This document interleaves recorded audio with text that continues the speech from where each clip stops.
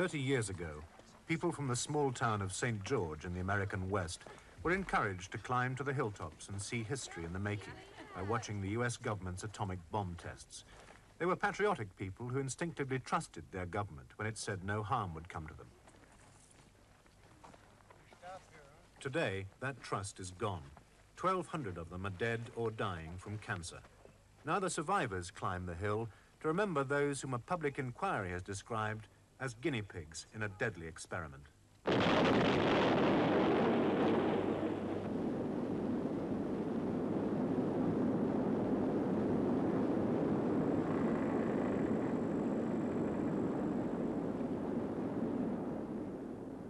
This summer, in an unprecedented court action, those 1,200 will be suing the US government for allegedly maiming and killing the citizens of this small town. The townspeople insist that they're the victims of the years when the American government threw caution to the winds. There are several large issues that lie at the heart of this case. The question of whether we can live with radiation, and the question of whether the government, when it has lied to the American people, when it has misled even the courts of this country, whether it will admit responsibility or whether it can be forced to do what is just and right.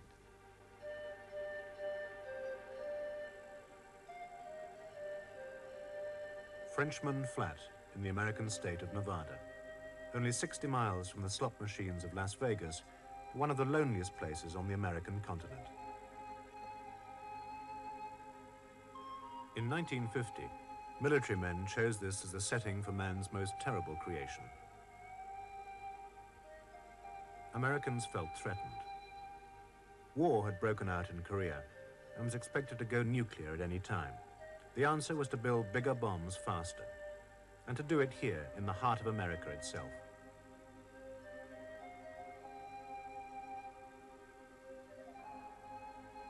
At Frenchman Flat, the wind blows from the southwest, away from the big cities of Las Vegas and Los Angeles.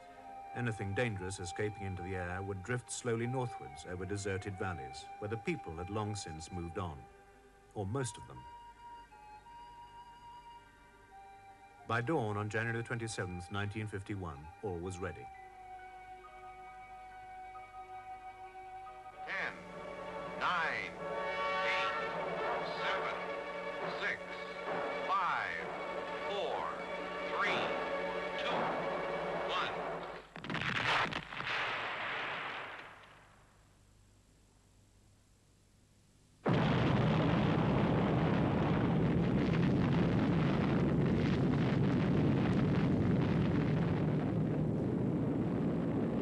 The flash was so bright. It was around 5 o'clock in the morning. We were still all in bed asleep, and it just brought all of us straight out of bed.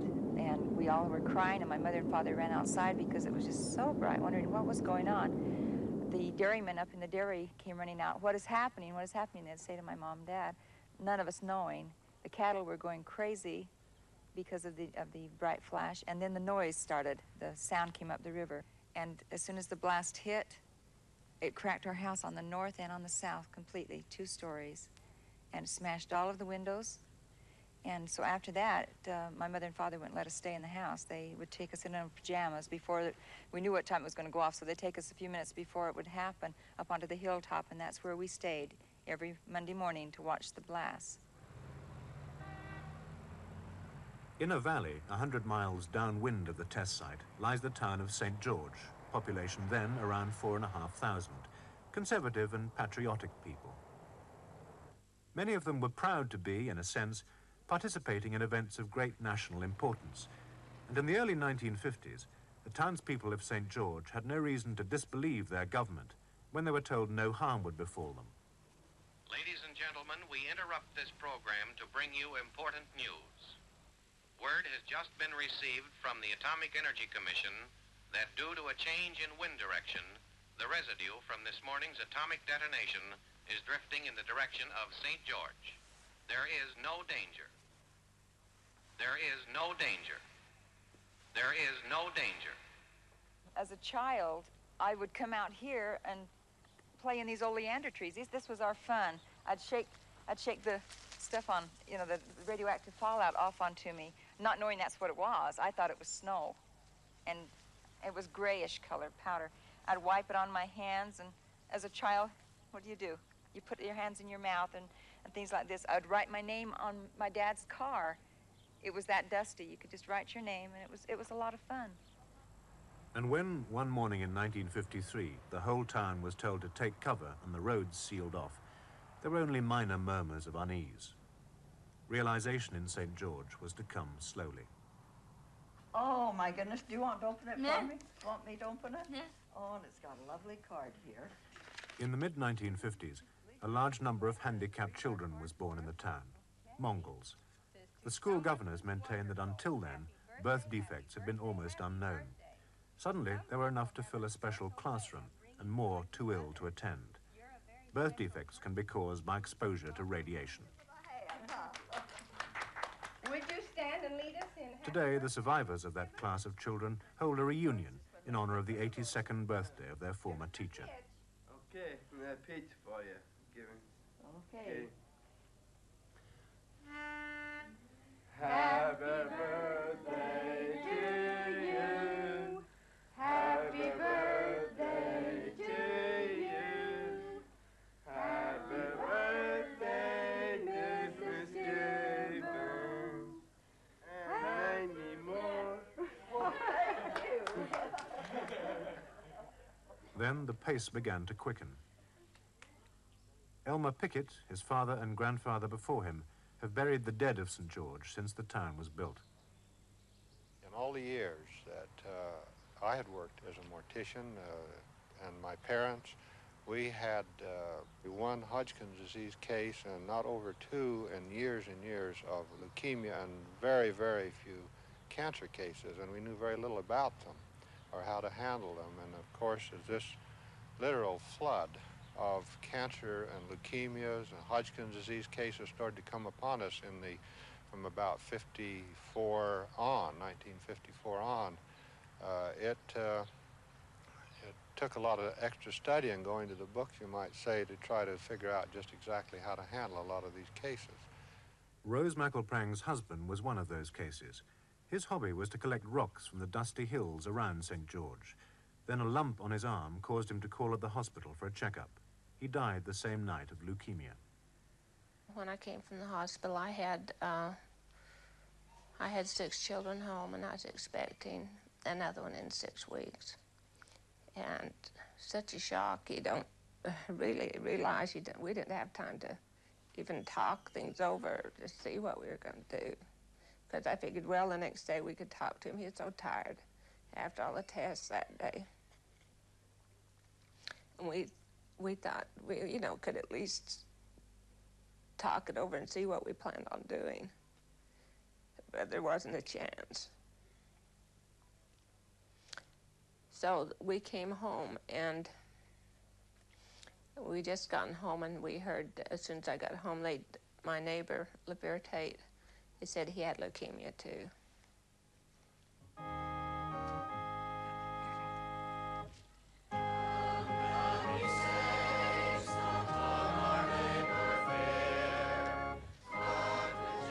St. George finds its consolation in religion. Almost everyone in the area is, and always was, a devout Mormon. This is Deseret, their promised land, the safe refuge after years of persecution. Deseret now includes a nuclear test site. Mormons do not smoke, nor do they drink alcohol. As a consequence, their cancer rate is the lowest in the country. Above all, Mormons believe in the family, preferably large families. The women look forward to having up to 12 children. For Gloria Gregerson then, at the age of 16, the news was shattering.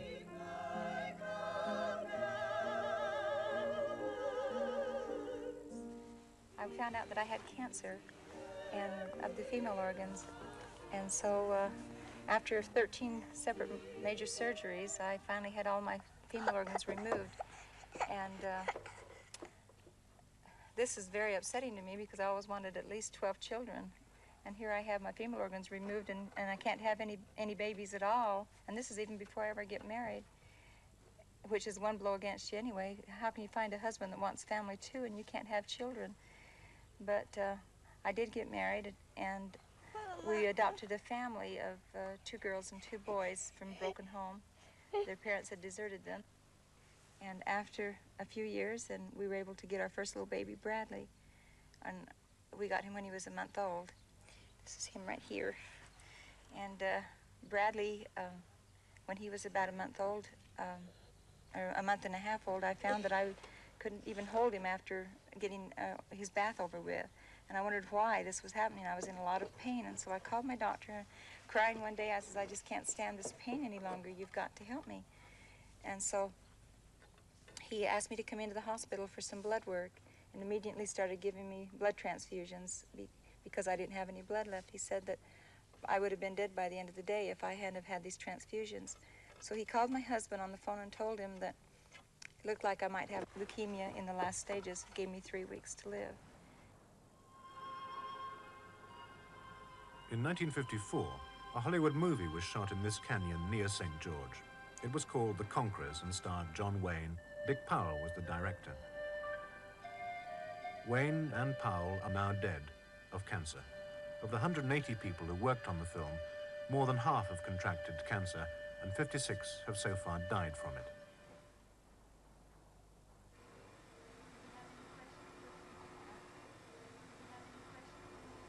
The University Health Center at Salt Lake City. This is where cancer patients from the area downwind of the test site are treated. In the 70s, a team of scientists from here began what has become the only intensive research into cancer in the area. They searched the medical records of 15,000 people born during the testing period for evidence of leukemia, the first disease to show up after the bombs on Nagasaki and Hiroshima. The doctor's purpose had been to show that rumors of a sudden increase in cancer were simply mass hysteria. The results proved just the opposite. There had been an alarming rise in leukemia. Well, we found in the border counties, those closest to the test site, a 3-fold excess of leukemia deaths during the period of testing compared to children who were born in that area before and after testing. We feel that those results are a minimum estimate. What do you think caused those results? Radiation would be in first place on the list. We have looked at a variety of other explanations, including other X-ray exposures, the possibility of more intensive medical care, and basically we can't find another explanation other than radiation.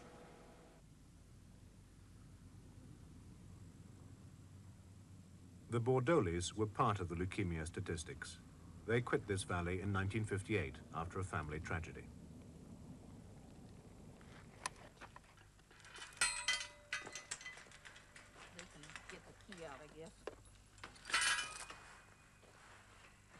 We took Martha Bordoli back to the ranch that she and her husband had built up through years of hard work.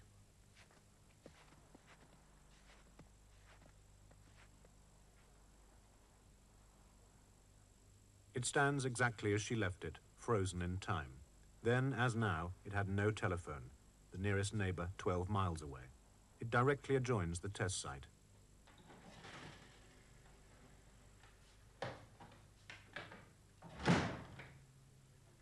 Week after week in the 50s, she says, they'd be woken from their beds by the explosions, the front door blown open, the windows cracked. Later, the thick fog of fallout would creep up the valley and envelop them, sometimes lingering all day.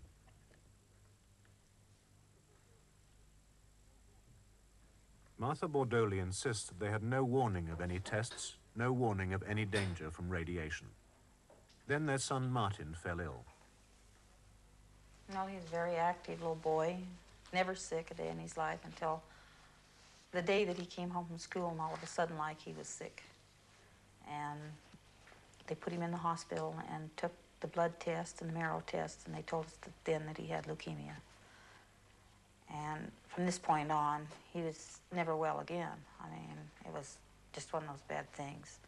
And he would hemorrhage from the nose real bad, and you would touch him somewhere on the body, and it would bleed if you any pressure at all, just a little pressure.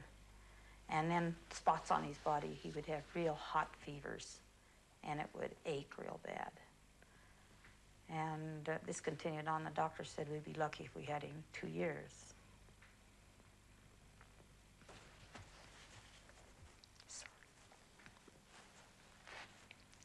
But it was 10 months. And during this time, he got to come home once. But he never was well again. How old was Martin when he died? Martin was 7 years old when he died. He died in October the 22nd. What makes you so sure that it was radiation that killed him? What makes me so sure is because we were under the fallout constantly. The atomic energy would not set a bomb off until the winds blew our way till we got all the fallout. And it was harmful for the rest of the nation to get all of this fallout, but it was all right for us to get it. And therefore, I've always believed that that is what caused Martin's death. And what did his illness and his death do to you financially? It broke us.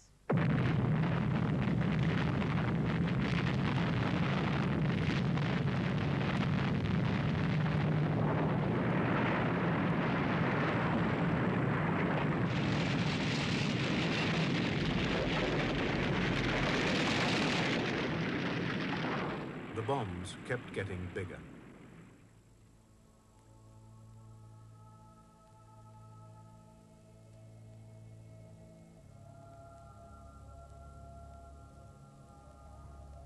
Twisted and tortured concrete, left untouched since the 1950s, gives evidence of the appalling forces unleashed. 84 bombs were exploded into the atmosphere at the Nevada test site. Many in recent years have been British.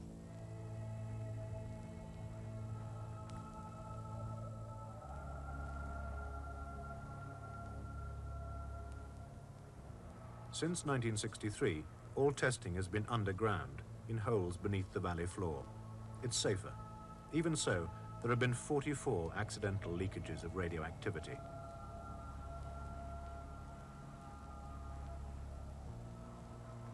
Testing still goes on, but the Atomic Energy Commission has long since dispersed on the wind, its functions taken over by other departments and other men. The official line is that the US government can't be sued for matters of high policy, and that anyway, there's no case to answer. It cannot be scientifically proven that anyone downwind of the test site got cancer or died because of the radiation that came about as a result of the test shots. But the great Russian scientist Andrei Sakharov has said the whole problem is nobody can ever prove that radiation caused their cancers, even if they did.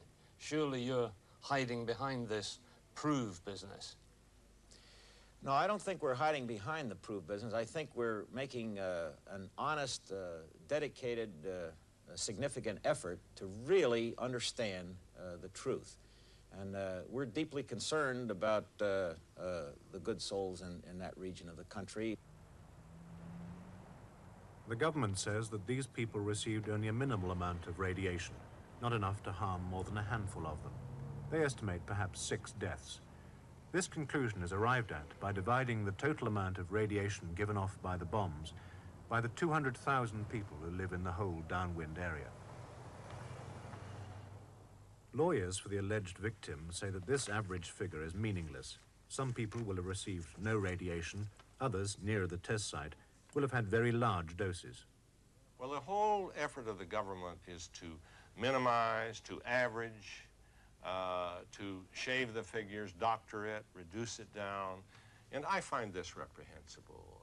I think this, because it's clear, there's enough evidence that we have produced that some people had these very high exposures to know that the government's figures are deliberately very low. What sort of evidence? Well, the evidence of the farmers working in the fields, the evidence of, in some cases, of people who lost their hair, who had nausea and vomiting, these types of things are indications of a very heavy shot of radiation if you take the criteria of medical experts. Higher than the government acknowledges took place in that Oh, area? 5, 10, 15 times higher than the government has ever acknowledged. Our investigation shows a situation far worse than anyone realized.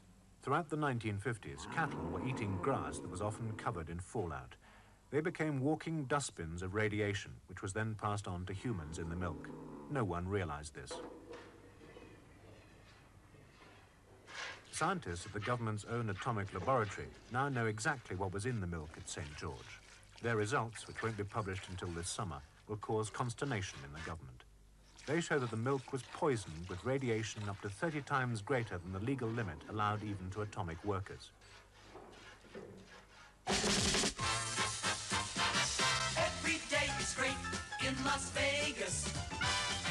In every way. Just as important is where that milk was going, to the one place the Atomic Energy Commission was trying to protect at all costs. Each day, 90% of the milk from St. George was traveling by road to the city of Las Vegas to be distributed among the city's school children.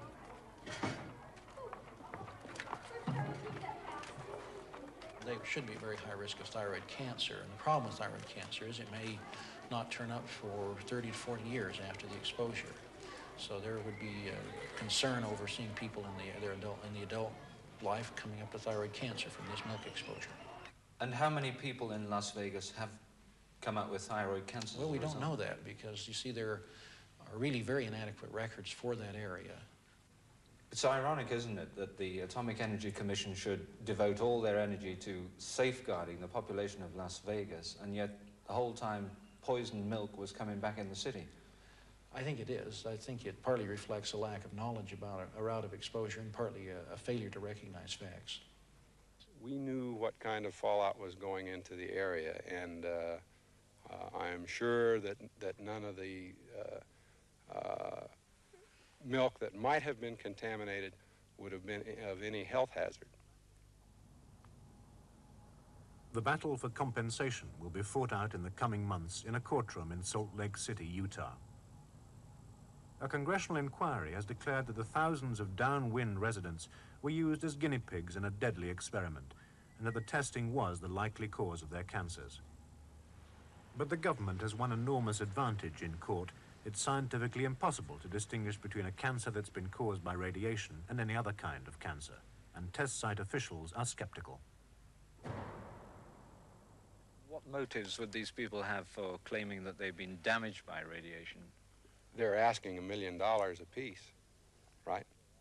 And I think those who picture this as people trying to rip off the government, greedy people, if the government people are telling you that, I find this particularly offensive.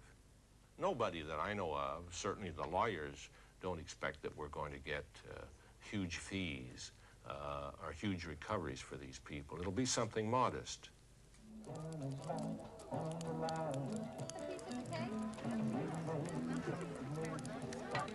Hey, has everybody got chicken? Got plenty left? Seconds? Potatoes, onions? Gloria Gregerson enjoys what couldn't be the last weeks of her life. At the moment, her leukemia is dormant. It is not expected to remain so. Want a big one like that? Okay.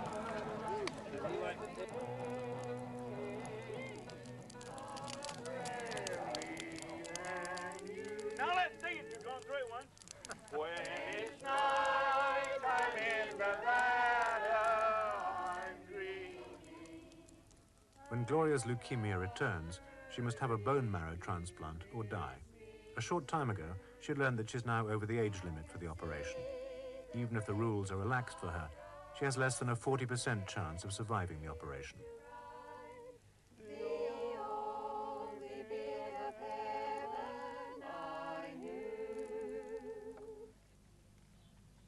I went down in October to, because I thought that they were going to transplant me then.